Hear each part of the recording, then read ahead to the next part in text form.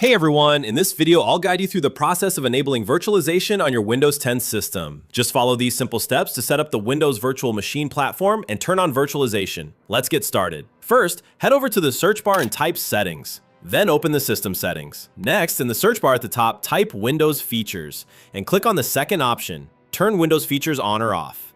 This will open a new window showing all the optional Windows features. Look for Virtual Machine Platform and make sure it's checked. If it's not already enabled, tick the checkbox. Windows will begin searching for the necessary files. Just wait for it to complete. Once it's done applying the changes, you'll be prompted to restart your system. Go ahead and do that as the changes take effect only after a reboot. After restarting, press Ctrl-Alt-Delete to open the menu, then select Task Manager. In the Performance tab under CPU, you'll likely see that virtualization is still disabled. Don't worry, we'll fix that in the final step. Now restart your PC again, and before it boots normally, enter the BIOS settings. On my Lenovo laptop, I use the F1 key, but your device might use a different key like Dell, F2, or Escape, so watch for the prompt during boot. Once you're inside the BIOS menu, go to the Security tab or section. There, locate the setting called Virtualization Technology. It will likely show as disabled by default.